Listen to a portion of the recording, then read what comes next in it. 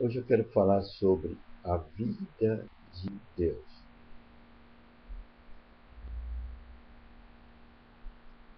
Quem tem um filho tem a vida. Assim diz as Escrituras. E essa vida, a gente sabe, é a vida eterna. Quem tem um filho tem a vida eterna. Se a palavra diz quem tem um filho, é porque tem aqueles que não têm um filho. E quem não tem um filho não tem a vida eterna.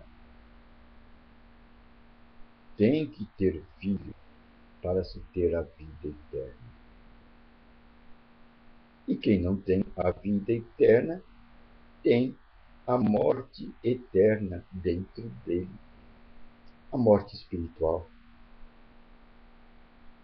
Ele é um vivo, mas espiritualmente ele é morto. Isso aí dá para a gente se ver. Quem tem o filho tem a vida. Quem não tem o filho não tem a vida. Quem não tem a vida tem a morte. E essa morte é espiritual. Então, podemos definir bem esse caso, não? A visão pode ficar clara agora, não?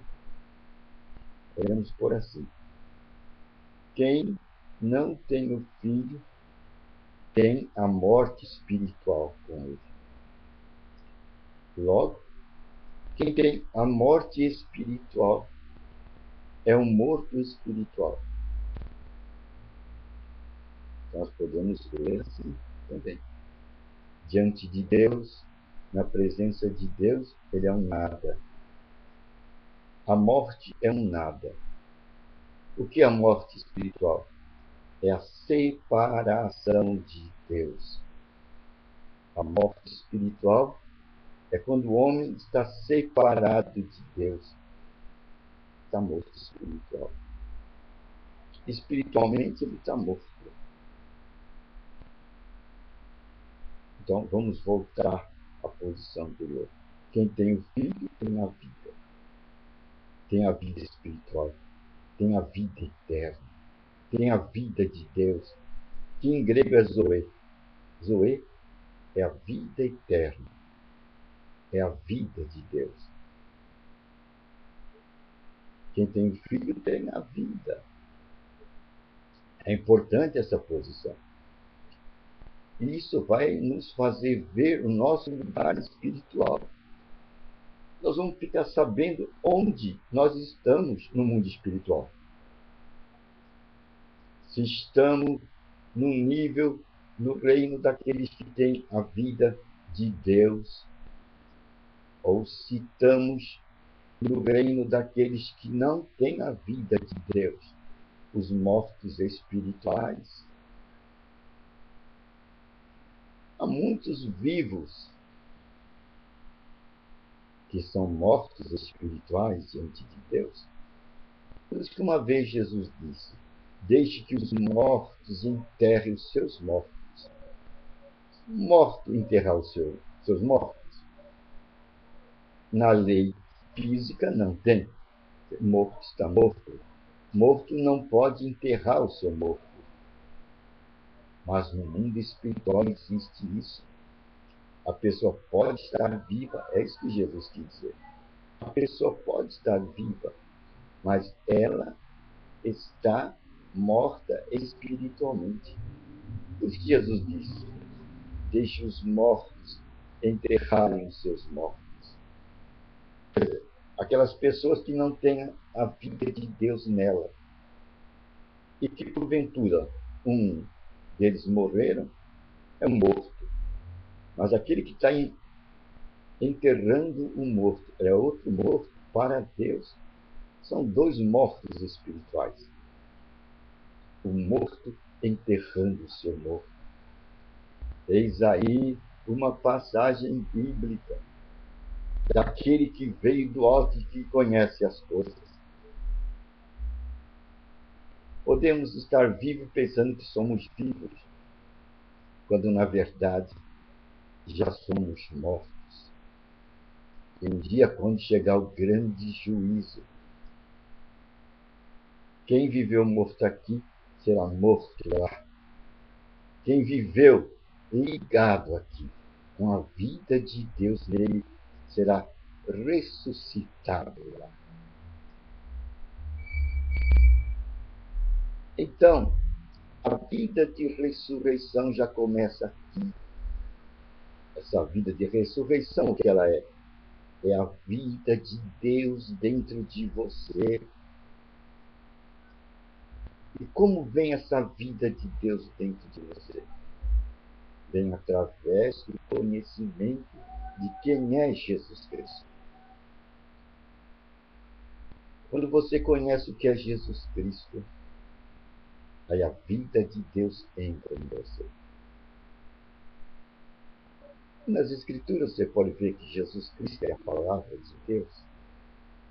O Verbo se fez carne e habitou entre os homens. O Verbo que se fez carne e habitou entre os homens foi Jesus Cristo. Então, a palavra, verbo quer dizer palavra, ação. Jesus é a ação de Deus aqui na terra. Ele veio mostrar para os homens quem é Deus. Jesus nos leva à visão de Deus. Todo o tempo quando Jesus viveu entre os judeus, não foi entre os cristãos. Jesus não viveu entre os cristãos. Não havia cristãos ainda. Jesus viveu entre os judeus. Ele mostrou para os judeus quem era Deus. E por se identificar com Deus, os judeus o mataram. Era a pena capital o homem querer se identificar com Deus. E essa foi a missão de Jesus. E ele pagou o preço dessa missão com a sua vida. Jesus nos leva ao conhecimento de Deus. Ele é a palavra. E é interessante que pela palavra Deus tudo fez. Deus fez o universo pela palavra. Que é a palavra de Jesus. Ele falou e tudo se fez. Então, quem tem Jesus tem a palavra de Deus. Aquela palavra que tem o poder de fazer as coisas. Tem a vida eterna dentro dele. Pois Jesus é eterno. Deu para entender, né? Por isso que, se você tem a vida eterna aqui, que é a vida de ressurreição, essa mesma vida eterna aqui brilhará na hora que a gente se encontrar com Jesus Cristo, na parada final. Agora, aqueles que não têm Jesus Cristo aqui, que não têm a vida eterna, não têm a vida eterna. Vai chegar lá sem a vida eterna. Não vai ganhar a vida eterna. Já é morto. Deus vai dizer para ele: meu filho, eu nunca te vi. Você nunca existiu para mim.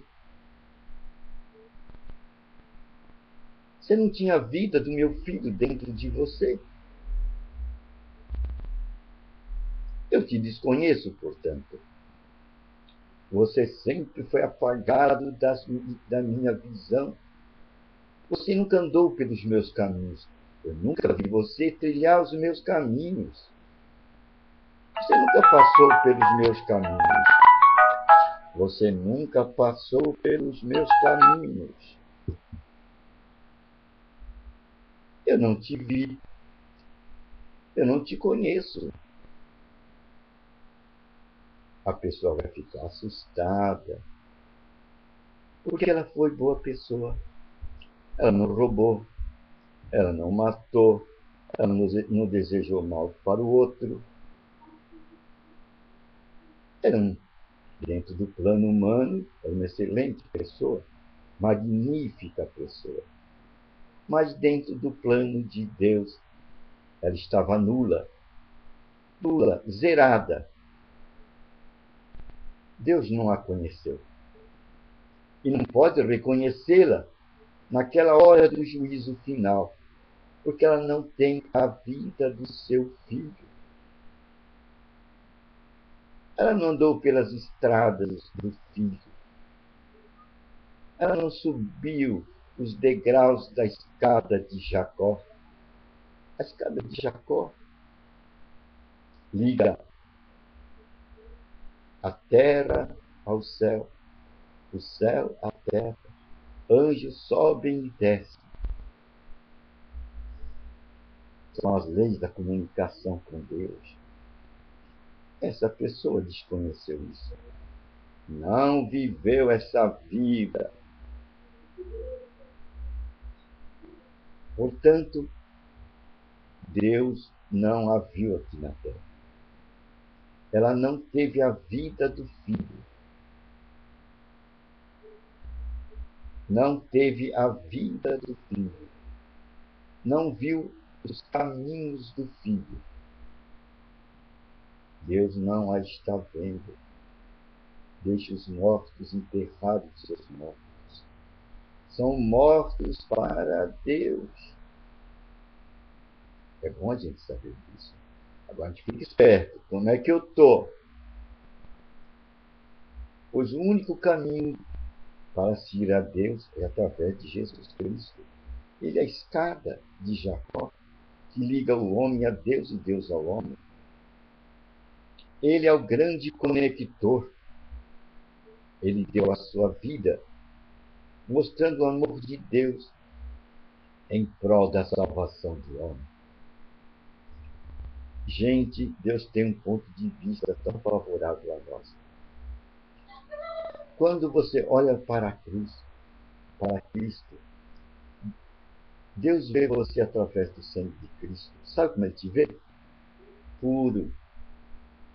O sangue de Cristo é uma lente que purifica tudo diante dos olhos de Deus. Deus vê você tão puro como o próprio Filho. Por isso que você é chamado de irmão dele. Você é chamado de filho de Deus. E Deus passa a olhar você. E ele chama até você de os meus ungidos. Não toquem nos meus ungidos. Cuidado. Não fale mal dos ungidos de Deus. Não toque nos meus ungidos. Ou você é ungido. Não fale mal do outro ungido. Não fale. Lembra de Saul? Aquele que matou Saul? A espada se volveu contra ele mesmo. Ele quis fazer um favor para Saul, mas ele não podia fazer isso. Então, cuidado. Não trate mal os ungidos de Deus, porque Deus está de olho neles. Eles têm a vida de Deus dentro deles. Eles são reconhecidos por Deus. E Deus os protege. Deus os reconhece e os conhece, porque eles estão andando no caminho do Filho. Esse convite é para você. Esse convite é para você. Esse é o terreno que passa a nova criatura. Você agora é uma nova criatura.